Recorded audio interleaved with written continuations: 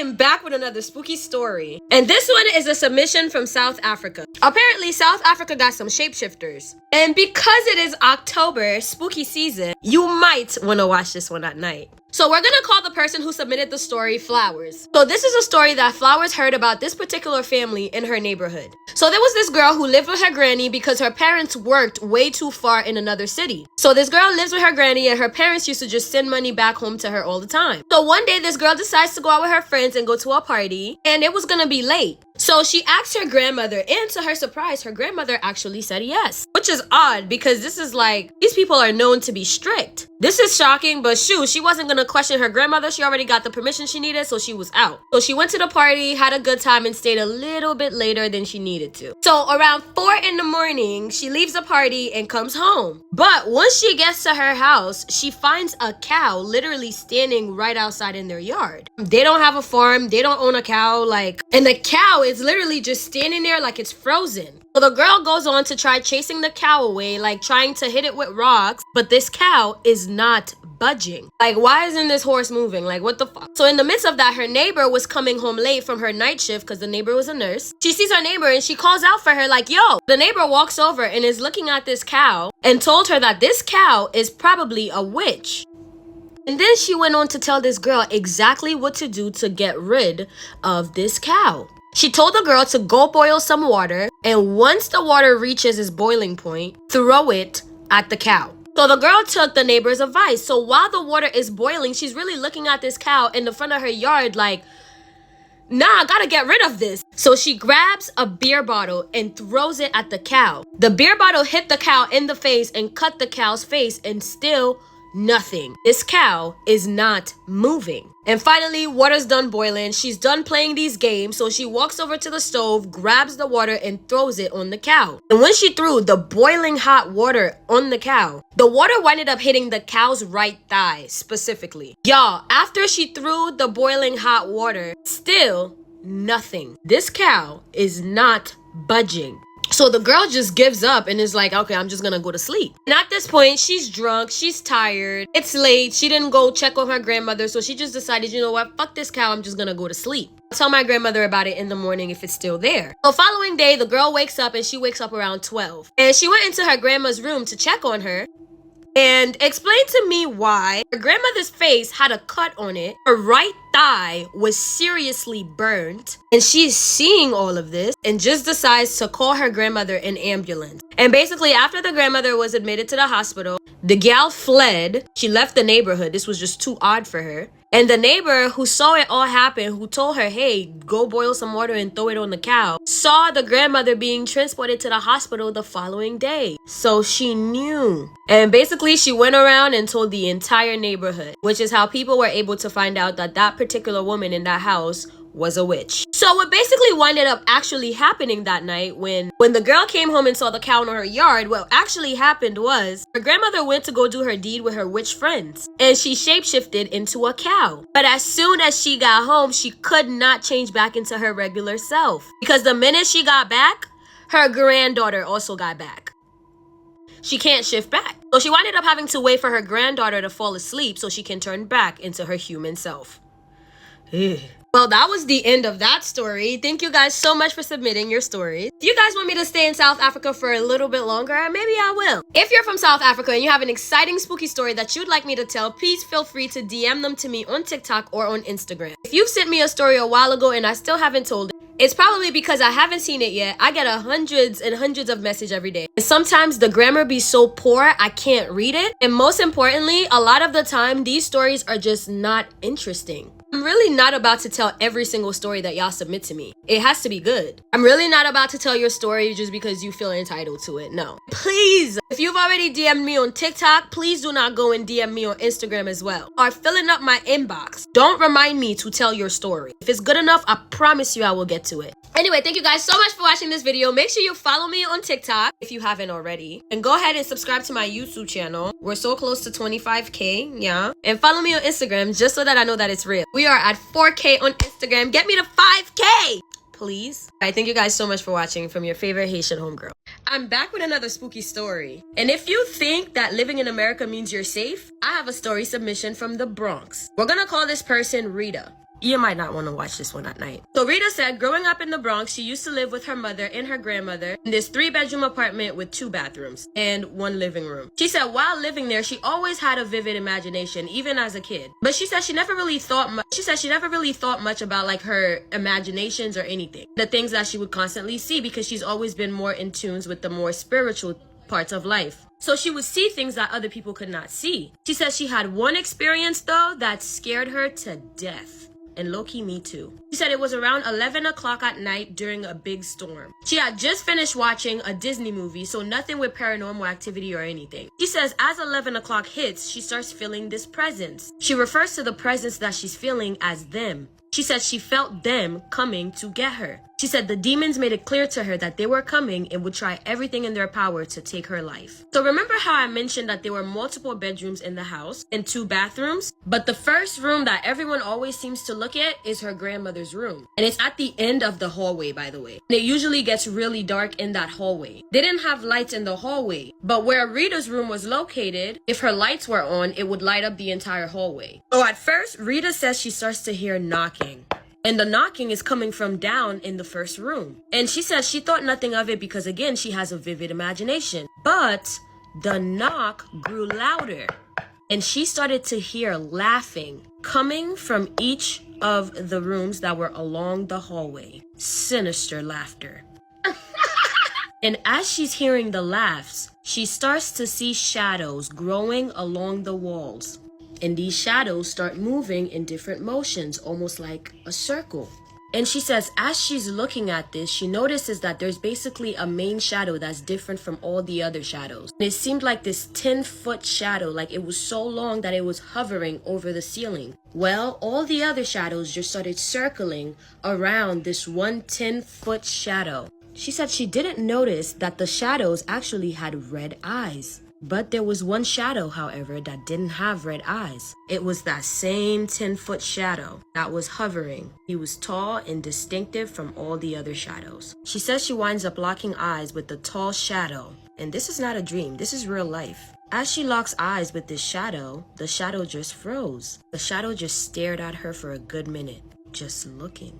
Until the tall shadow started moving in a weird motion. Rita describes it as like a maniac. She says as she's looking at this shadow stare at her, she turns to run away. But, stick with me now. She says the shadows got to her and started to drag her by her feet and tried their best to drag her into the long dark room at the end of the hallway. And she says as she's being dragged, she's screaming, she's trying to hold on to the walls until her grandmother ran out, obviously due to her screaming. And after her grandmother came out, all the shadows disappeared, leaving just her laying down on the floor by herself, looking insane. Rita said this was one of the I think she meant multiple paranormal experiences that she's had living in the Bronx, because she can tell a few more that never ended well for her. I feel like that one was like your classic haunting. Alright, thank you guys so much for watching this video. If this is your first time seeing my face and you like the dark and the mysterious, you better go ahead and follow me on TikTok right now. If you want longer versions of these stories while you, I don't know, clean up your room or drive to work, or you're just bored, just know I have longer and better and spookier stories on my YouTube channel. The link can be found on top of my page. I have a link tree now, so if you click the link tree, my YouTube page and my Instagram will pop up. Follow me on Instagram while you're at it, just so that I know that it's real, duh. I will see you guys in the next video from your favorite Haitian homegirl. I'm back with another spooky story. And the Jamaicans basically said, oh, you thought Haiti was the only place with lugaus? Aha, hold my purse. We're gonna call this story the neighborhood dog. So apparently there was an animal going around terrorizing people. And turns out it wasn't an animal at all. So the girl who submitted the story, we're gonna call her Kai.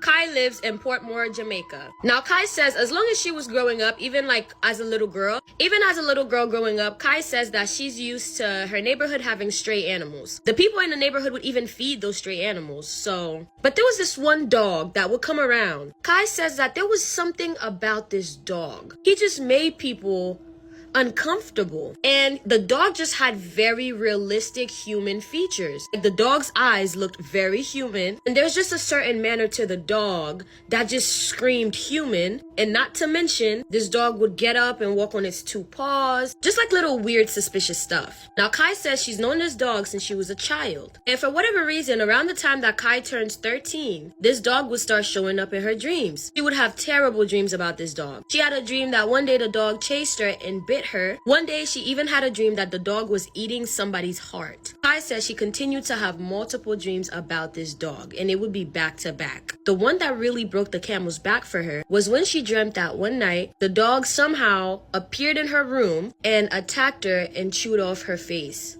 Now, what was so petrifying about this is that Kai says that the dream felt very real. So while she was sleeping fighting this dog, she was not only feeling the pain in the dream, but when she woke up, her face was all bruised and scratched up. So finally, she decided to go to her parents about this dog and the dreams that she's been having, and her parents looked horrified. She said the concerned looks on her parents' face sent her into anxiety because what is really going on? Her parents, without telling her anything, told her get dressed. So she gets dressed and they head over to this guy's house who practices voodoo or obia.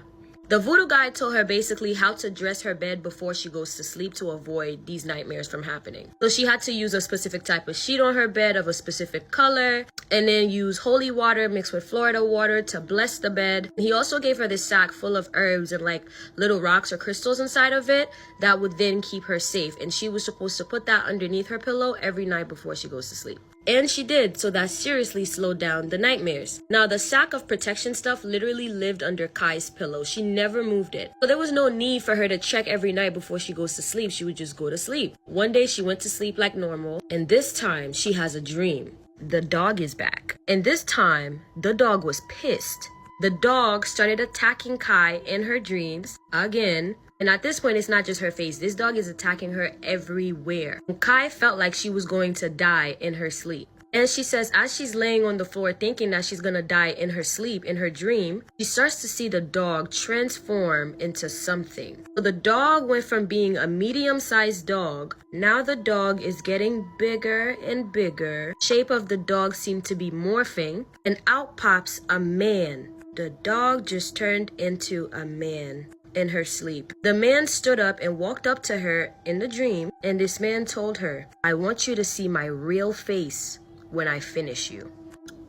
And the man proceeded to get on top of her and choke her in her dream. Long story short, she passes out in the dream, and next thing you know, she wakes up in the hospital. Apparently, she had gone into a coma for a week.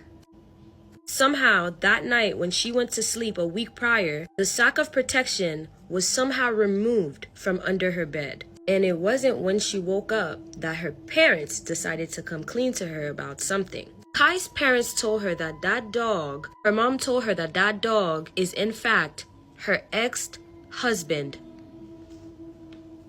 She said basically the ex-husband was a luga, and people caught on to that, including the mom. So the mom went to someone who's super powerful in the neighborhood to catch a luga. What the person ended up doing was cursing the mother's ex. The curse was the next time he shapeshifts, he is going to stay like that forever. And true enough, the very next time the man shapeshift, he never shifted back. He just remained a dog in the neighborhood. Going after Kai would make a lot more sense after her mother explains this story to her after waking up from a week coma in the hospital. If you guys enjoyed this spooky story, please go ahead and follow me on TikTok. I have a link tree on top of my TikTok page where you'll find my YouTube and my Instagram. I have longer, better spooky stories on YouTube, so you better go over there and subscribe. We're so close to 20,000 subscribers. Make sure you follow me on Instagram too, just so that I know that it's real. Duh. Portmore. I knew I liked the Jamaicans. Y'all are right up there with the Haitians. I am back with another spooky story. And this one, you don't want to watch at night. But y'all don't listen to me anyway, so let's get into it. This story is my roommate's story. And we're gonna call my roommate Ellie. That's her name. So Ellie and her brother had a time in their childhood where they were in the foster system awaiting adoption. Ellie and her brother winds up getting moved from the first place that they were staying to a house in Long Island. Now, Ellie described this house to be absolutely beautiful. It was a mansion, like decorations, high ceiling, definitely no house that she's ever been to before. And it wasn't just Ellie and her brother that was moved to this house. A bunch of kids from the group home that she was originally staying at were too moved to this house. So it's day one and the kids are exploring the house. Around that time, Ellie must have been 7 and her brother must have been 5. So all the kids are in this humongous house and they're all just exploring the space. Someone winds up coming around and designates each kid to a room. Ellie got put in a room with her brother and 2 other children. So keep in mind, as this is happening, as the kids are getting more acclimated to the house, this is all happening in broad daylight. So it hasn't even gotten dark yet.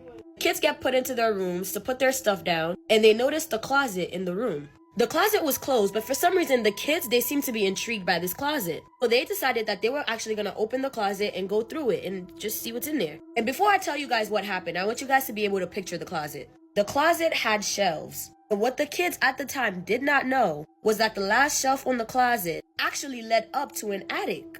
It was kind of like a secret entrance to the attic. So picture it like this, right? What the kids did not know, though, was that the top shelf would lead to an attic. And obviously, the closet was much bigger than that. So at this point, the kids walk in, they're looking at the closet. You know, it's just a closet at this point. They see the shelves, but, you know, they can't see on top of it, so it's cool. They'll put their stuff down and go on about their business. One of the kids reported to hearing thumping in the closet, as if like there was somebody in the closet. But again, they had opened the closet earlier and there was nobody in there. So what the fuck is that noise and where is it coming from? It kept hearing it and the noise would intensify. Footsteps, thuds. So the kids went to the family of the house, which I'm assuming the owner of the house, and told them about the noise that they're hearing in the closet. So the family of the house decided to go investigate and see what could be making the noise in the closet. So Ellie and her brother, being nosy, decided to go with the family to go check out what it was that was making the noise in the closet. So they opened the closet door and, you know, they walk in and everybody's just looking. So Ellie and her brother are standing there just looking around and the family is looking around with them investigating. It seems like the noise and the stomping is coming from up.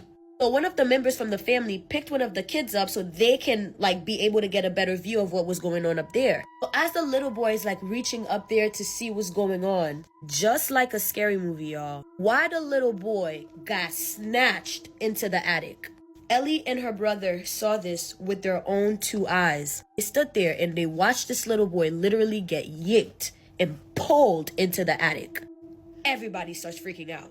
Everyone. Kids are petrified, the family is horrified, and young Ellie at the time decided that she had seen enough. She has no idea what happened to that little boy. Decided to run outside and call ACS. Y'all better come pick me and my brother up because I don't know where the fuck y'all got me right now. She explained the situation to the people about the little boy being snatched into the closet. At that point, the little boy still hasn't come out. Literally, ACS rushed over and got all of the kids out of the house. Had all the kids standing outside. They refused to let anybody come back inside of the house. And eventually, they took the kids and left and they never went back to the house. If you're wondering what happened to that little boy, so am I. I have no idea. Ellie has no idea. They literally had the kids standing outside. Then they took the kids and just drove off and they never heard anything back from that. And from there, they were moved to the next house. Thank you guys so much for watching this story. If you enjoyed these mysterious, spooky stories, you better follow me on TikTok. In my bio, I have a link tree. You'll be able to find my YouTube. Subscribe to my YouTube for longer, better, spooky stories. While you're at it, go ahead and follow me on Instagram just so that I know that it's real. Please. This one was definitely a spooky one. If you have a spooky story that you think is interesting enough that you'd like me to tell, feel free to DM me that story on Instagram or send me a voice note. I like those better. So seriously, if your grammar is ass, just send me a voice note.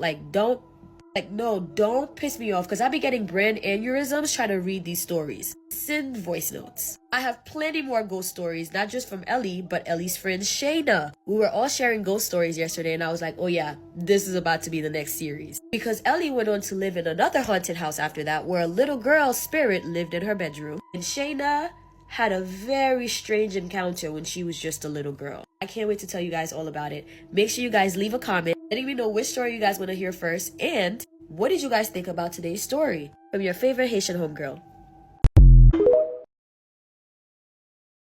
Hi guys. guys, so I'm back with another spooky story. I have a story submission from Congo, and this story, I'm gonna call it The Devil's Kids. We're gonna call the person that submitted the story Melissa. Specifically from Kinshasa. If I butchered that, I'm so sorry. She says she didn't always grow up in that part of Congo. She wound up going to Kinshasa for work. This story happened when she was about 19 years old. That when she moved down to Kinshasa, things were definitely tough for her because she couldn't find work. At that point, she had just moved into a room and she was really desperately looking for income. She said one day while she was walking around, she runs into this lady. So as she's walking around, she runs into this lady. And this lady tells her that she has 2 kids and that she's looking for somebody to watch her kids. And she asks her, are you willing to do housework, watch my children, and all of that stuff. Melissa, being desperate, agrees. She said the first time she watched those kids was in that person's house. We're gonna call her the neighbor. She said she went over to their house and the 2 kids were there. They were about 2 or 3 years old. She said the first thing that she notices about those kids was that something about their eyes just seemed off. But nonetheless, she's here to watch them and they're little toddlers. So she says as she's watching the kids, she notices that the kids are moving kind of weird, like a little bit robotic.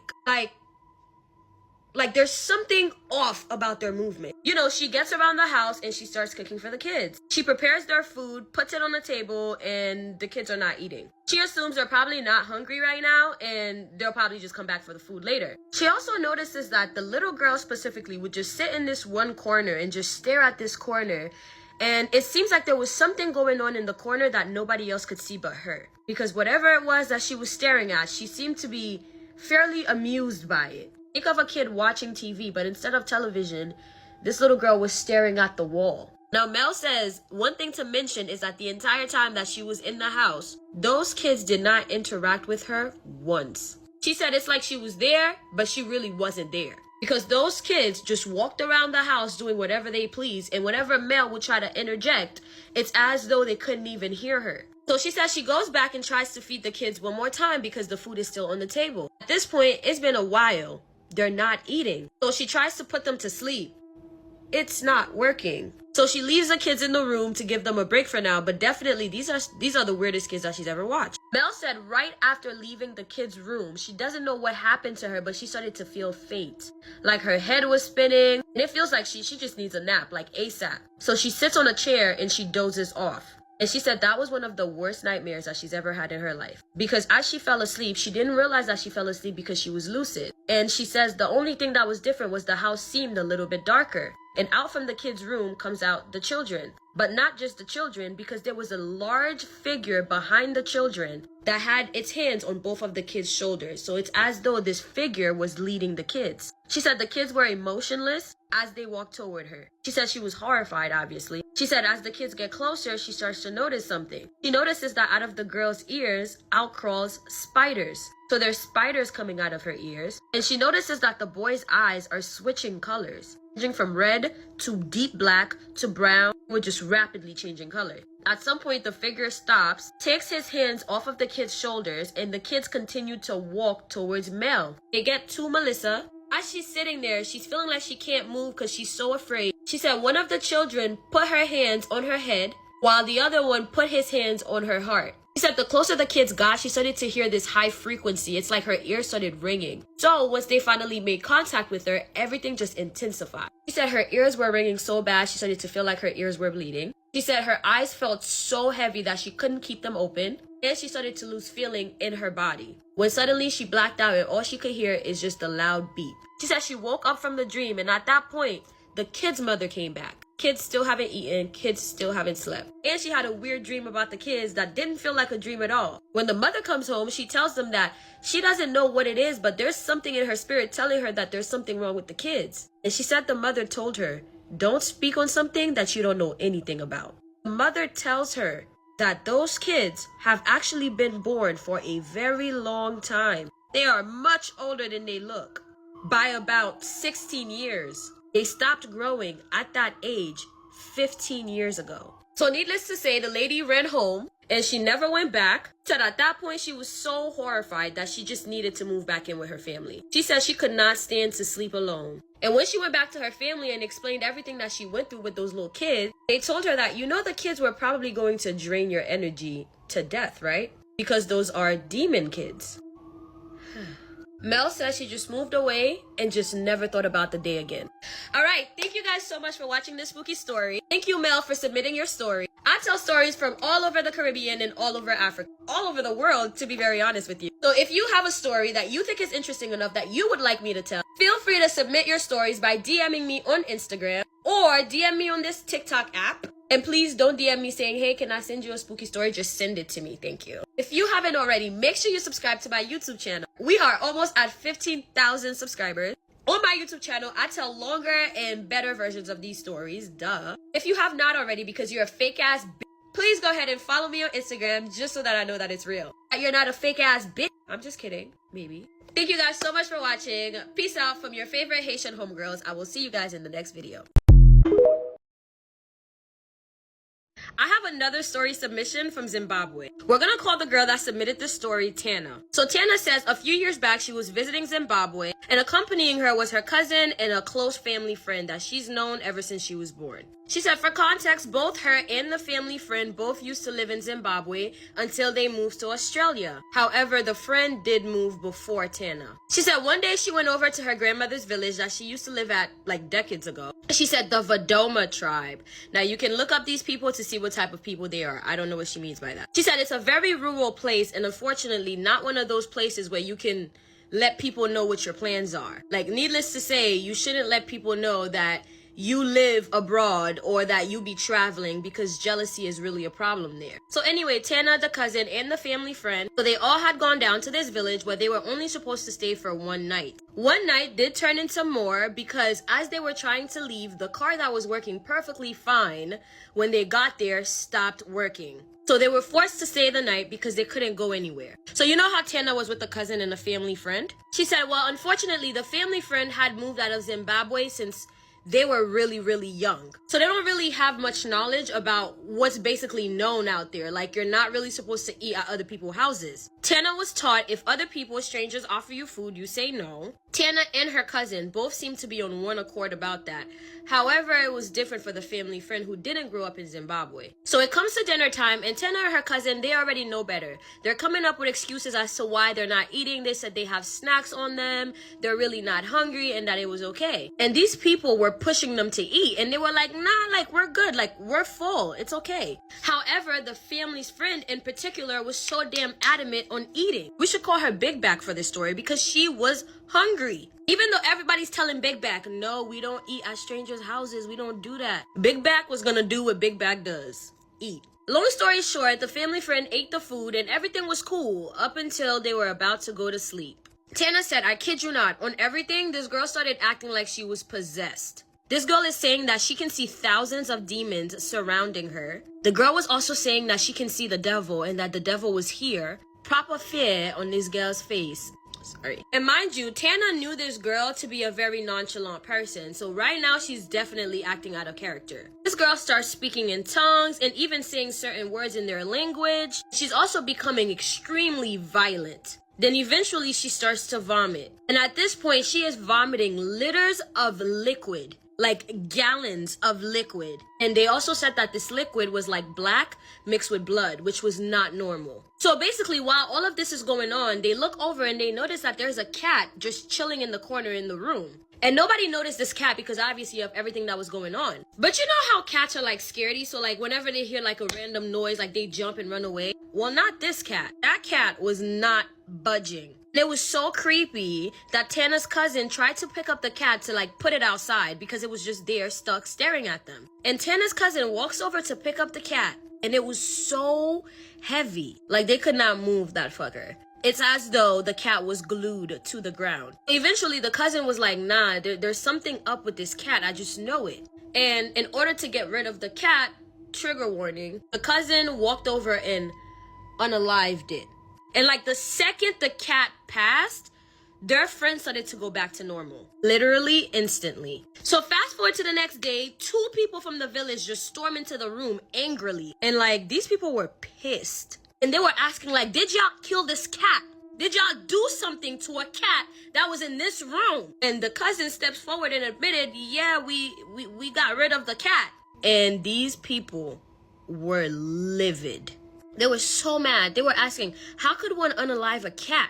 The people banished them, told them to get out and never to come back. So come to find out, the reason these people were so mad that they unalived the cat was because it was one of their witch friends. So yes, y'all, the cat was actually a person, a witch. So how could they? And once they unalived the cat, sure enough, someone from the village did indeed. So Tana's cousin might have accidentally murdered somebody. Damn. Double homicide. Now y'all get crazy in Zimbabwe. Thank you, Tana, for submitting this story. If you made it to the end of the story, that means that you're enjoying these spooky story times. So that means you better head over to my YouTube channel where I have longer stories. And subscribe to my YouTube channel, of course. And you're gonna find the link on the top of my page where it says Instagram. If you click that, both my Instagram link and my YouTube link will pop up. Go ahead on my Instagram while you're there. Follow me on Instagram just so that I know that it's real. Well, this is such a mouthful. Just follow me on every platform, okay? I love you, my abducted humans. From your favorite Haitian homegirl. Don't eat at other people's house. If you thought that Haiti was the only place that had lugaus, well, you were so wrong. If you don't know what a lugau is, it's basically like a shapeshifter, right? And if you don't know what a lugau is, right, it's basically like human by day and creature by night. Creature of their choosing, of course. You could see this cat or this dog or a goat and you think it's an animal, but it's actually, it's not a real animal. One of my followers sent this story and said that this story was told to them by their grandmother. So when her grandmother was younger, she had an acquaintance and they would normally walk home together as a form of transportation. One night, her grandmother's friend was walking home and she found a kitten on the side of the road. And she decided to take the kitten and take it home. When she got home, she fed the kitten, played around with it, and just like most nights, she just went to sleep. It was totally normal. She fell asleep. Everything's cool, right? But then around 2 in the morning, it always happens around those times, she was suddenly woken up. And when she opens her eyes, this cat is on her bed just staring at her. She's looking at the cat's looking at her, and it's freaky. And as if it couldn't get freaky enough, this cat then approaches her closer to tell her, if you know what's good for you, you're gonna put me back exactly where you found me. So obviously this person is frightened because a talking cat? She was so scared she jumped out of bed immediately. She got the cat and had to run back down the street, down the road where she found it, and she put it back. And that's when this lady realized that this cat was not a cat. It was actually, in fact, someone who was turned into a cat. And the cat was there on the side of the road for a reason. The cat was there waiting on somebody else. And because the lady took the cat was in exchange not able to complete what she was sent there to do. And before the time runs out, the cat demanded to be put back exactly where it was found. So basically, as a lugau, it's timed, right? After a certain amount of time, you start to transform back into your physical self. So this story is actually very interesting because it seems like the person that the cat was sent to do whatever to, God was really protecting them, because here comes this woman who just saw this cat and was like, hey, I want a pet, and just took this lugau home. This one was a short one. Thank you guys so much for watching this video. If you guys are interested in love spooky stories, I offer these longer videos out on YouTube. You guys better go and subscribe. The link is on top of my page where it says Instagram. If you click on that, both my Instagram and my YouTube link will pop up. Make sure you subscribe to my YouTube channel. And while you're at it, make sure you follow me on Instagram just so that I know that it's real. No, seriously. Make sure you follow me on Instagram. So Haiti is not the only place that got lugaus, okay? When y'all seeing these stray animals, be careful. Asking you shall receive. I have a story submission from Namibia. We'll call the person that submitted this spooky story Sienna.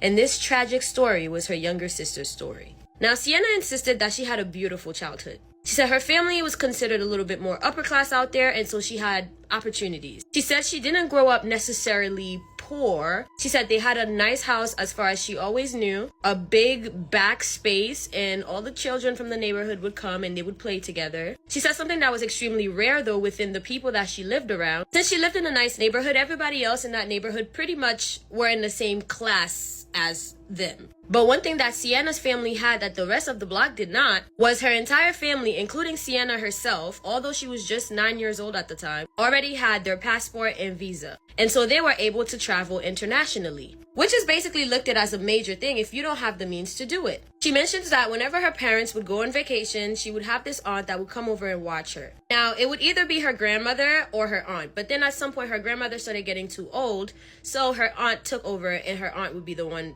mainly watching her. Right before Sienna turns 10, she finds out that her mother is pregnant and they're expecting a little girl. Sienna says she was never excited about the idea. Even after her little sister was born, she liked being the only child. But she didn't reckon that she would care when it was absolutely way too late.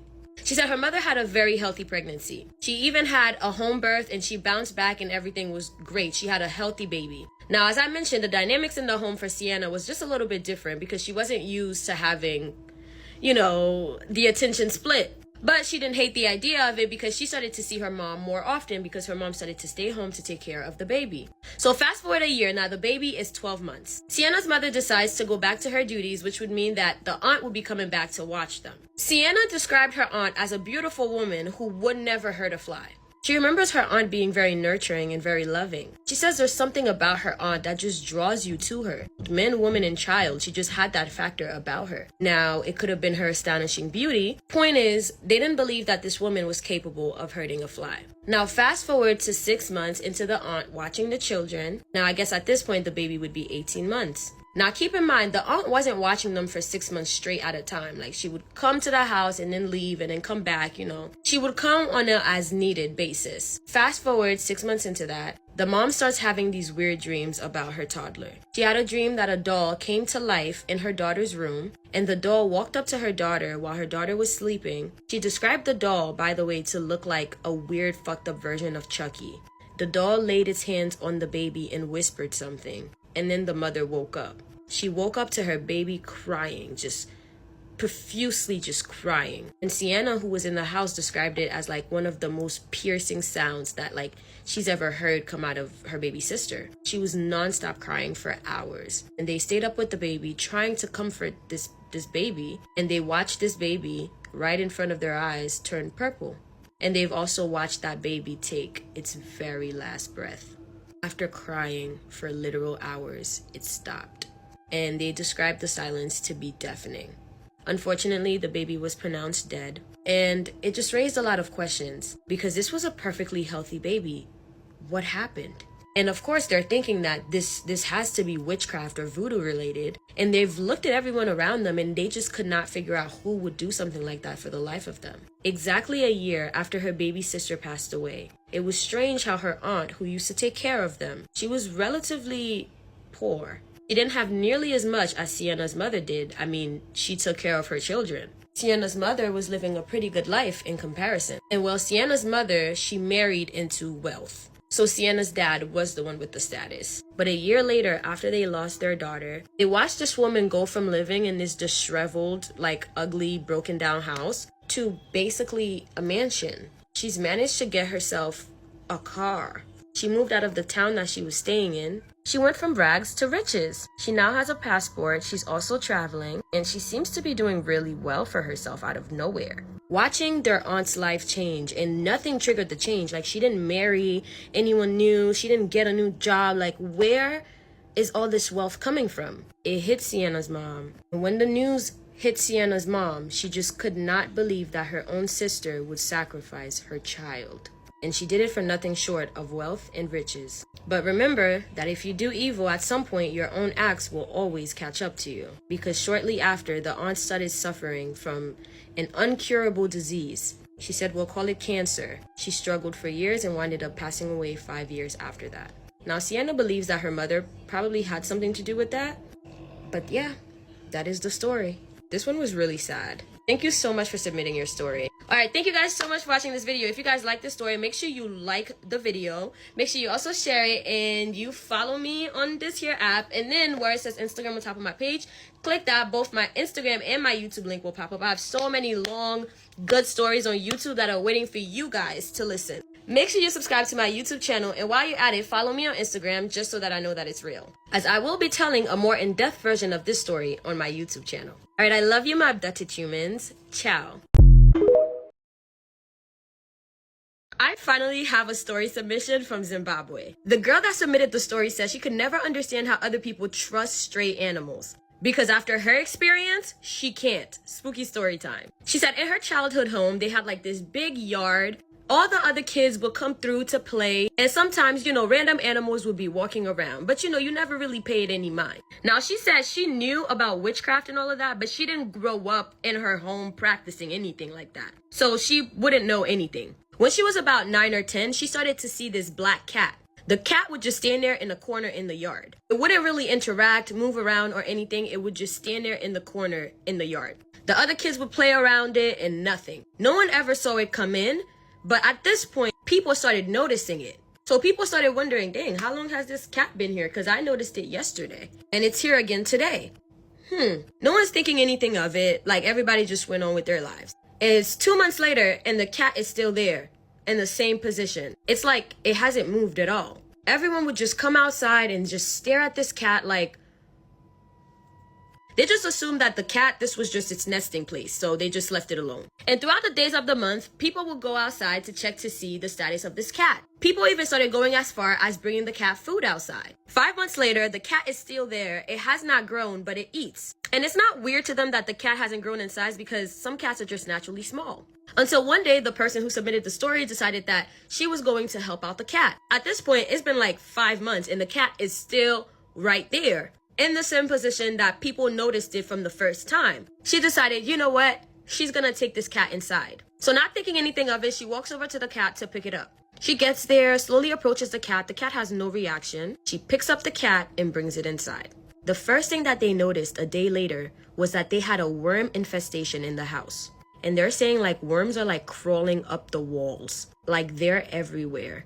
And they are different colors. Some are red, like blood red, and some of them are just the regular nude color. So they decided to clean up the house from top to bottom. No one has linked anything to the cat. They said cleaning up really helped with the worm issue, but then the girl who brought the cat inside started getting sick. Certain days, she felt like her lungs were like closing in on her. She said one day she had a dream and she felt something jump on her chest. And once that thing jumped on her chest, she couldn't move, so she felt like she was going into paralysis, sleep paralysis. She managed to open her eyes and noticed that there was a big, humongous, giant black cat sitting on top of her chest. It was so heavy, that's why she could not move. And she woke up from the dream and didn't think anything of it.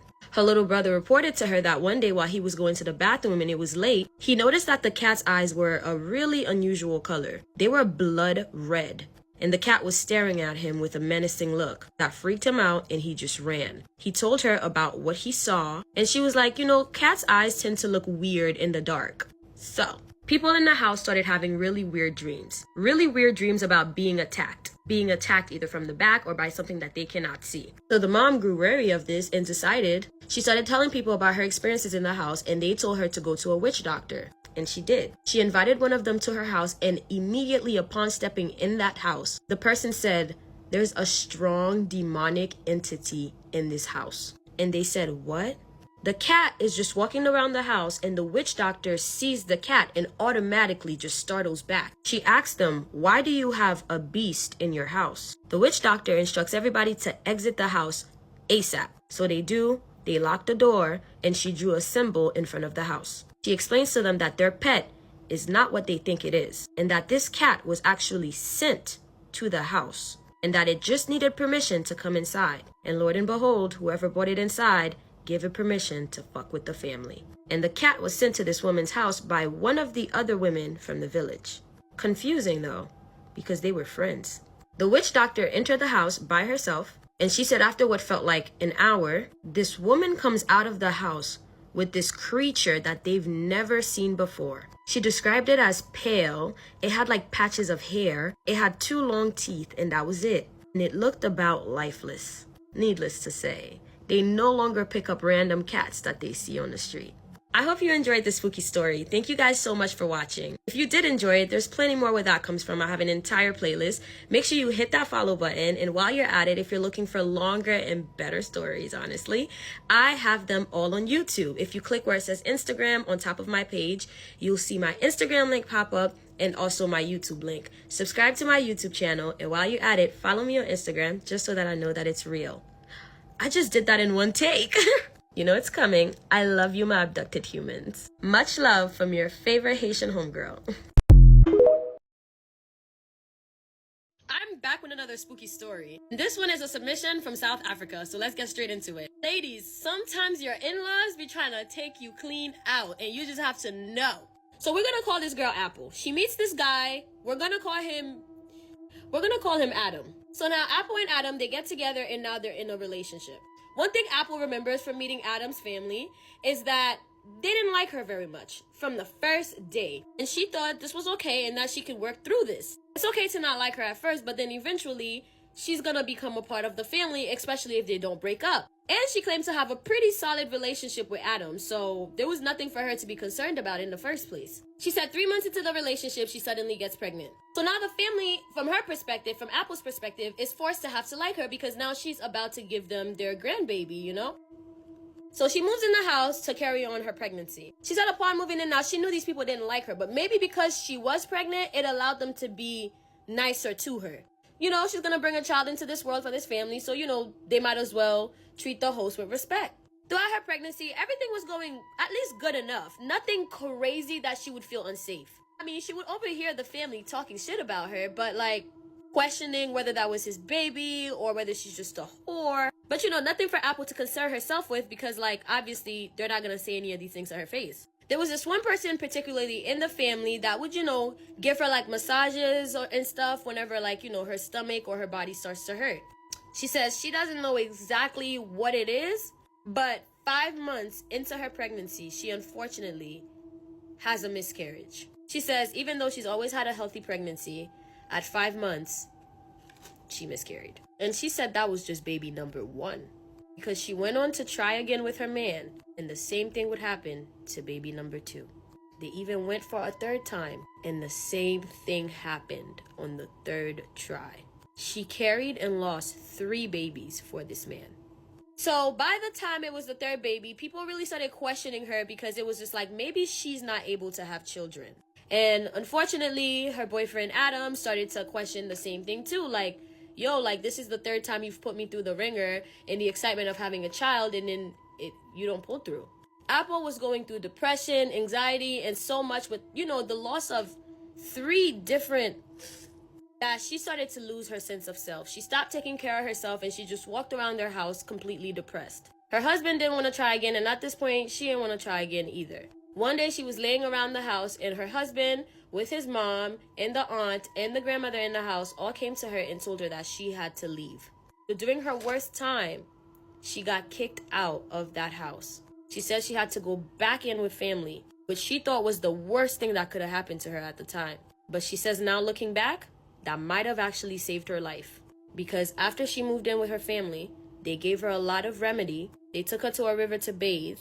They sensed that the other family was working witchcraft on her.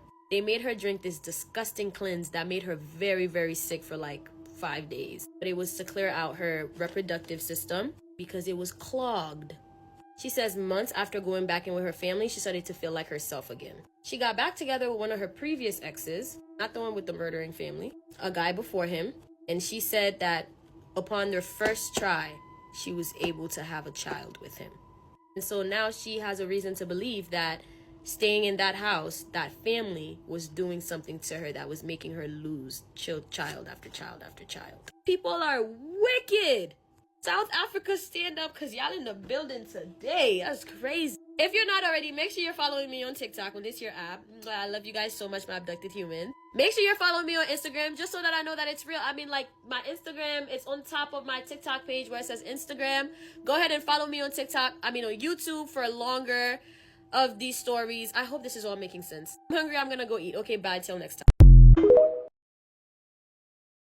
I am back with another spooky story. And this one is from one of my OGs from Haiti. In Haiti, we don't trust stray animals as much as y'all do in these states. Let's get into it. So we're gonna call this girl Sunny. So Sunny used to bake patties to sell to school in the morning. So she would bake these patties the night before and sell them the following morning. Since this was her thing, other people around the house would go about their business as Sunny is outside baking these patties. Side note, she said she absolutely loved making these patties. Everything was going cool until one day. Sunny is downstairs with some of her family members cooking patties until everybody went upstairs and she was left alone. It was between midnight and 1 a.m. for reference. So she decides that she's alone. She doesn't want to really draw any more attention to herself. So she decides to turn off the lights. And at this point, it is pitch black. She said maybe a couple of minutes after she turned off these lights, child, she was in for a surprise. Or should I say a haunting. She started hearing a voice, but this voice was like really close. It's like that person talking was right behind the gate, right in front of her.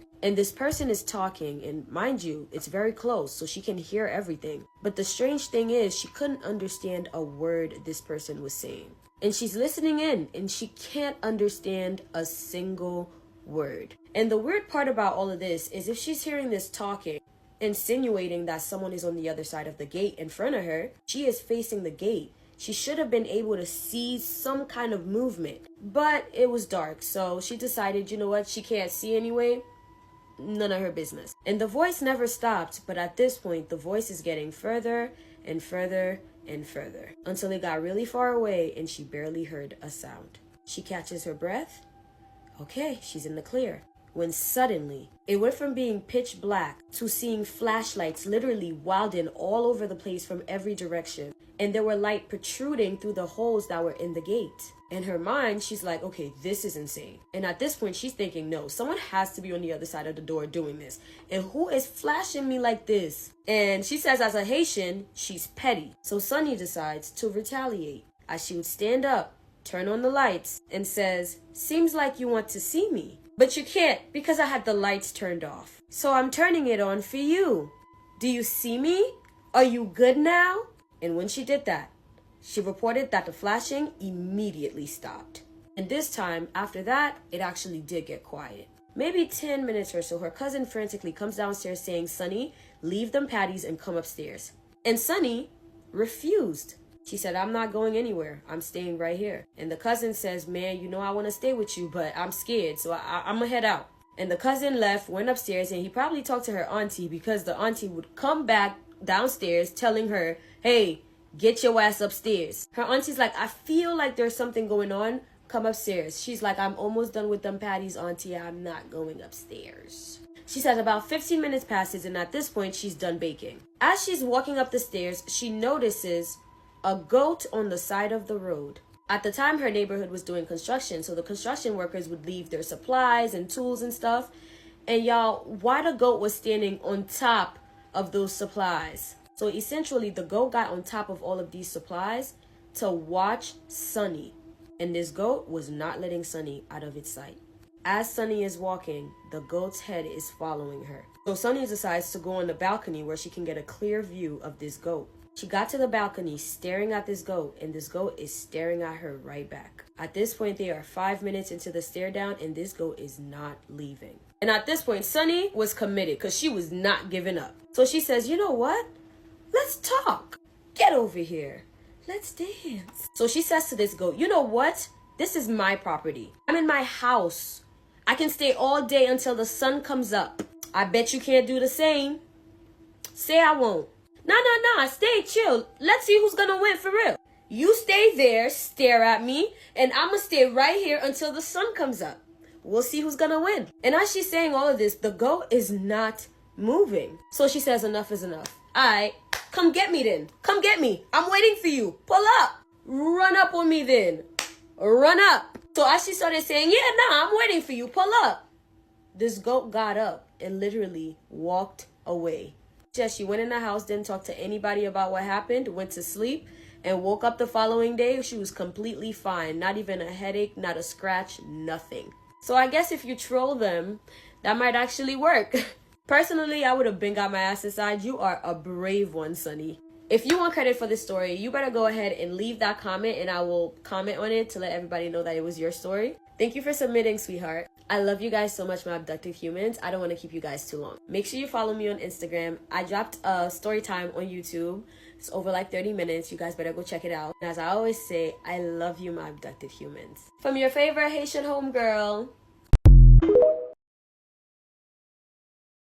I'm back with another spooky story. This is the time that my father fucked around a little too close to the sun and nearly got himself unalived. Story time. So this story takes place when I was just 16 years old and I was still in high school.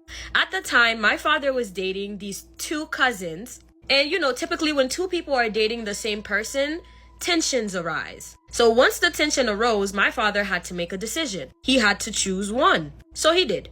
Now, the other cousin that wasn't chosen wasn't too happy about my father's decision. And because she felt like she was also losing her relationship with her other cousin, she took matters into her own hands. From my POV, my father was perfectly fine one day.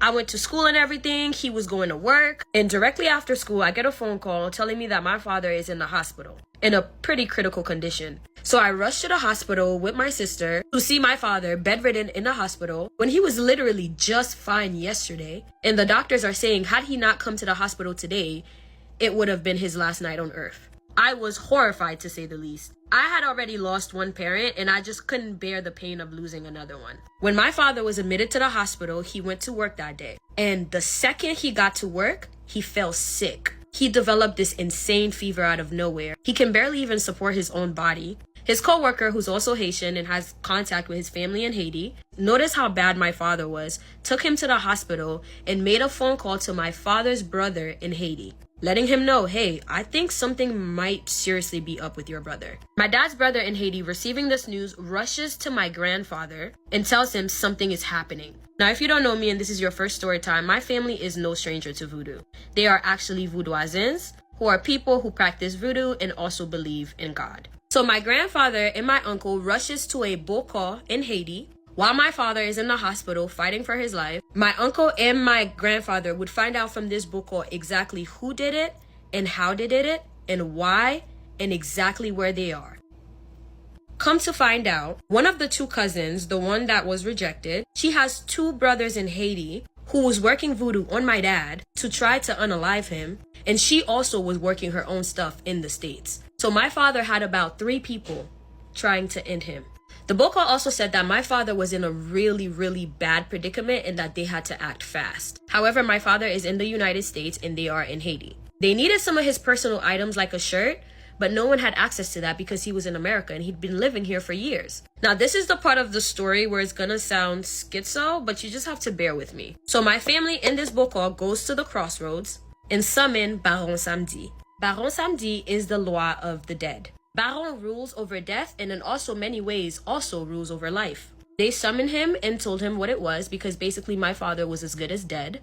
There was nothing that their human selves could have done to save my dad. So Baron comes and gives them a pigeon. So they needed to get certain specific information from my father, like his date of birth, what time he was born, full name, his age. They inserted all of this information through the pigeon's beak. They dressed the pigeon, whatever that means. So I'm assuming means they enchanted this pigeon. And now stay with me, because they sent this pigeon from Haiti all the way to New York City, where my father was laying in the hospital bed. This pigeon flew from Port-au-Prince, IT to Flatbush, Brooklyn. I don't know why that's so mind-blowing to me. This pigeon would come and land right on my father's window where he was awaiting death in the hospital. They hooked him up on breathing machines and just assumed that it's pneumonia, even though all of his symptoms didn't add up to pneumonia. Once the pigeon came and stayed at my father's window, this pigeon did not fly away for the entire day, and my father was released from the hospital. The following morning, a new man. Sickness-free, symptoms-free, everything. His strength even came back. At the time, I had no idea what was happening to my father. It wasn't until today I was having a conversation with my aunt in Haiti, and she was telling me about those days that those women tried to unalive my father, and I said, wait, when? And she was like, that was in 2016, girl. I was like, that's what happened? Now, if you guys want to know what happened to the cousins and the brothers that were working witchcraft, I guess that would be a separate story time, which I'm going to do a more in-depth video about this on my YouTube channel. If you're not subscribed to my YouTube channel already, what are you doing? You're missing out on all these long-form story times. All right, thank you guys so much for listening once again.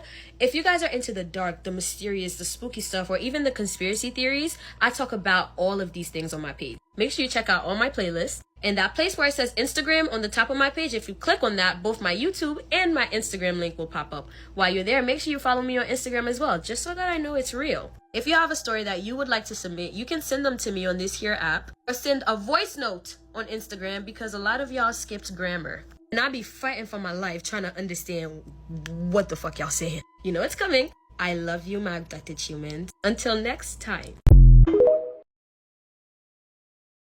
Okay guys, so I'm back with another spooky story. This story takes place in St. Thomas, Jamaica. We're gonna call the person who submitted the story Reese. So when she was 13, one of her older sisters went to go live with her mom in St. Thomas, Jamaica, which is said to be the capital of Obia, apparently. Her older sister already lived in that neighborhood with her boyfriend at the time, and Reese herself used to live with another older sister until that older sister moved to another parish, so now Reese had to find another place to live. And at the time, Reese's mother had just rented a house from one of her church sisters, so perfect. Well, not exactly, because the house turned out to be, dun dun dun, haunted. So Reese says she would be sleeping at daytime and even in the night, so it didn't matter what time of day the hauntings were haunting. She says as she's sleeping, she can feel her bed levitating, and as soon as she opened her eyes, the bed would drop.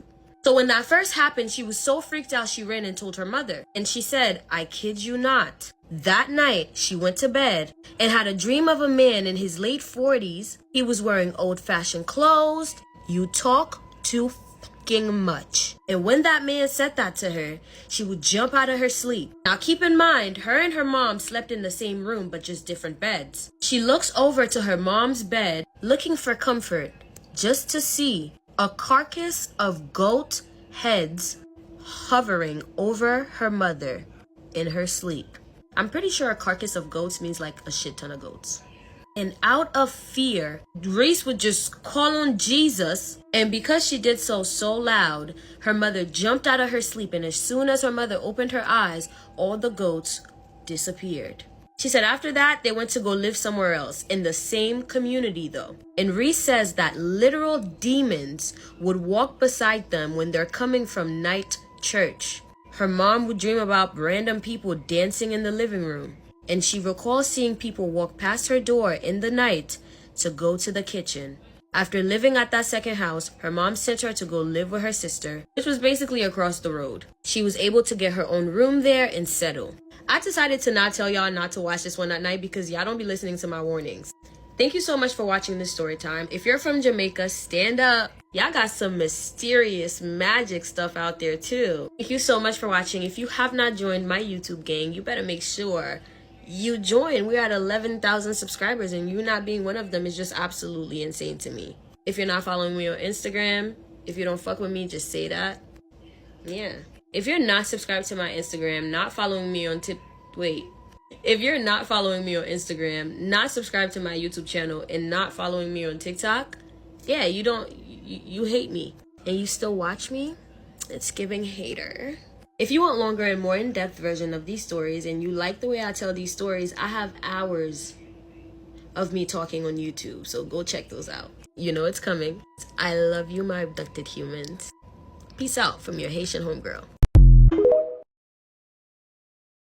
Imagine being asleep when you're suddenly awakened by a spirit trying to violently unalive you. Spooky story time. Oh, I don't know if you want to watch this one at night. So this is a submission from Kenya. We'll call the girl who submitted the story Emma. This story happened to her dad. So her father grew up in the coastal part of Kenya. He grew up in Mombasa City. And if I butchered that, I'm sorry. So Mombasa apparently is the kind of place where a lot of witchcraft is practiced. Probably Kenya's version of Haiti. So she says most of her family are witches and belong to a coven or a consult. Witch doctors. And Emma said for many years she couldn't sleep with the lights off because of the spiritual experiences that she would have at night. Because her entire family practices black magic and they would come after the most powerful person in the family, being her father. Her father was the only educated one, so the only university graduate, the only one with a professional career, a loving wife and kids, who also were well educated and provided for. So that also meant a lot of witchcraft attack against them, which was mainly driven by jealousy.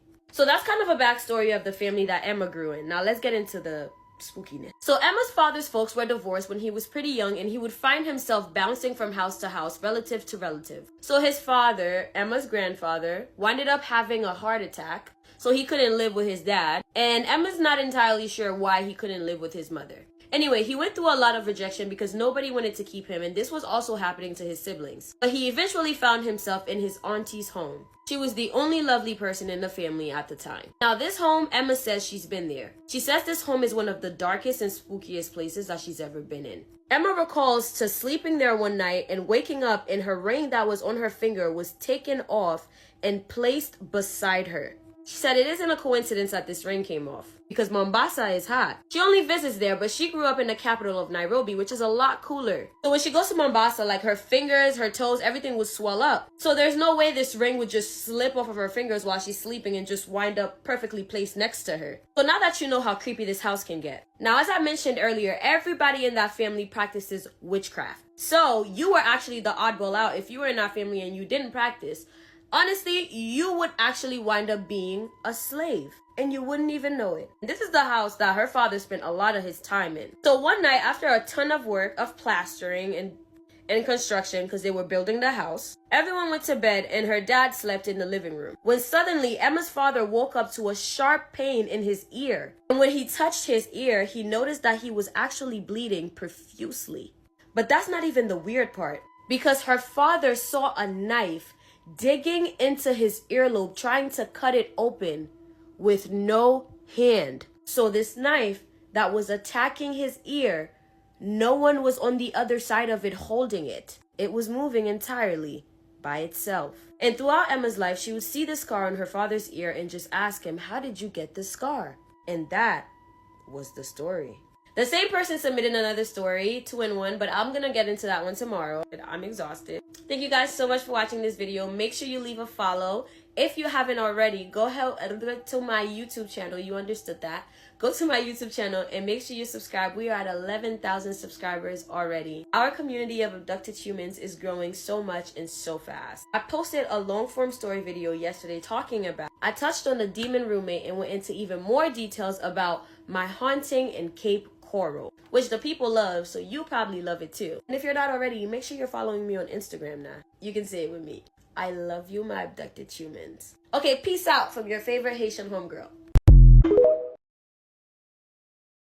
Okay, so picture this. You move into your first apartment, and the very first night you have a dream that you're not living there alone, and that there was in fact a man in the apartment with you. So you just sort of ignore the dream and prayed out the space and hoping that it would stop. And with your prayer and faith, you're hoping that maybe that'll be enough to clear out the room and just at least coexist peacefully. That man would then stand in a corner and watch you. And it didn't stop with the physical realm, because he visited you in your dreams multiple times. This story is from my coworker, and she said the entire time that she lived there, she was taunted with this feeling of depression, and it was intense, like she could not fight it. She described this depression as something that she's never experienced before, to the point where she considered unaliving herself. Now, she says she's thought about unalivement in the past before, but this time, it was more real. It was more urgent, because this time she found herself plotting it.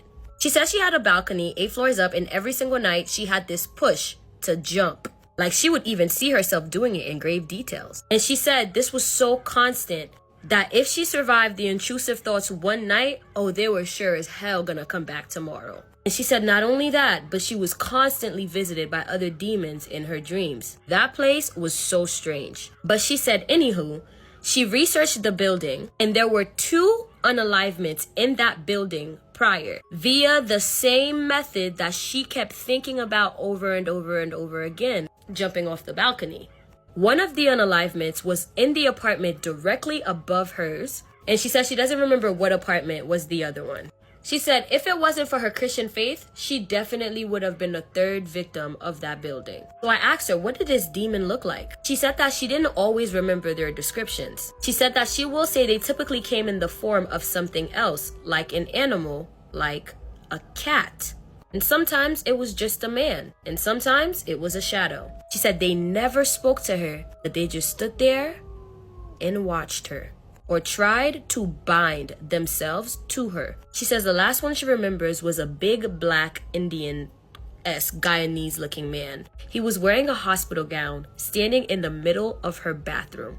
Among other things that she went through, she left us with this Bible quote, which I thought was pretty powerful. Because the lesson here is, do your research before you move somewhere. Ephesians 6:12, for we wrestle not against flesh and blood, but against principalities, against powers, against the rulers of the darkness of this world, against spiritual wickedness in high places. I mean, I've made a longer video on my YouTube channel where I went more in depth about this and how important it is to you to actually do research before you just move somewhere. I spoke about some of my own personal experiences. So if you want to hear about that, the video will be posted up pretty soon. It's 44 minutes long, so make sure you go check that out. You guys, I finally made it to 10,000 YouTube subscribers. I am so grateful. Like, I really cannot believe this. And 100,000 you guys, 100,000 of you guys is actually so insane. Catch me in my next video where I talk about how grateful I am and everything. But for now, thank you guys so much for watching me. Keep following, keep supporting me. I love you guys so much, my abducted humans. I don't even know what to say. Thank you.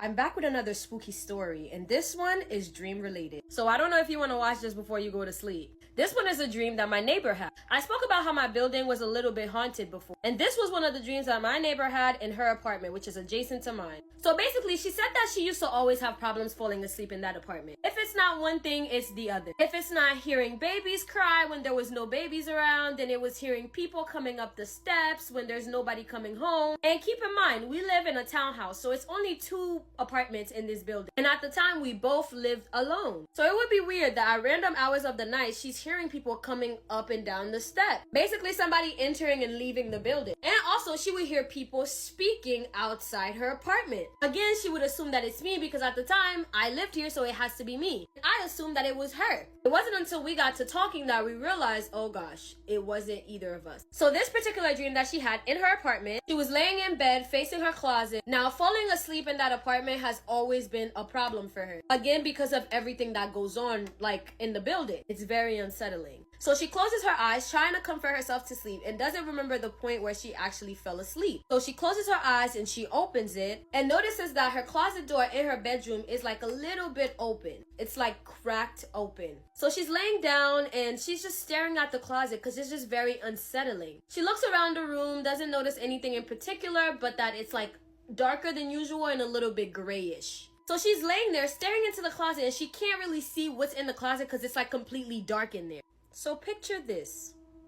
I don't know, there's something very unsettling about that to me. So as she is staring at the crack of the closet, out of the darkness of the closet emerges a human dog. Yes, a human that looked like a dog. It had a human head, technically a human body, but it was on all fours. That motherfucker ran out the closet, and my neighbor's just looking at this dog literally running around her room in her apartment, and it looks like it's trying to play with her. And she is horrified. She is freaking out, and as she's freaking out, this human dog just runs out of her room. So she goes to close the closet door, and as she approaches the closet to close it, she notices a figure standing inside of the closet. So she made eye contact with said figure, but the entity in the closet is looking back at her like, wait, you can see me? And my neighbor's shocked. She's just standing there staring at this motherfucker in the closet. And he's like, no, you can see me for real? This is not normal. How can you see me, girl? And it seems like he's starting a conversation with her. It was unknown who was more freaked out, my neighbor or the motherfucker in the closet, when she realized that my neighbor could see him and the human dog. My neighbor says she literally ran back to her bed, put her blanket over her head, and like literally squeezed her eyes together. And then she woke up. And when she checked the time, her eyes were only closed for about 2 minutes. When she did open her eyes in real life this time, her closet door was cracked, something she didn't notice before she fell asleep. So she would actually get up in real time and actually close that closet without even looking inside of it. So there's different realms and also different dimensions. And sometimes when we fall asleep, we travel into those dimensions. And I think she winded up in a different realm of her bedroom. Anyway, thank you guys so much for watching. If you guys enjoy these spooky stories, please make sure you give me a follow. We are so close to 100,000 people. And a lot of y'all are saying that my videos are not coming up on your For You page, but you guys know my username, so just look up my name. I post a spooky story every other day. So if you don't see me, odds are I probably did post. But I'm black and TikTok doesn't want to boost me. So for longer and better stories, make sure you head over to my YouTube channel and subscribe. And obviously follow me on Instagram just so that I know that it's real. Thank you so much for watching. Bye.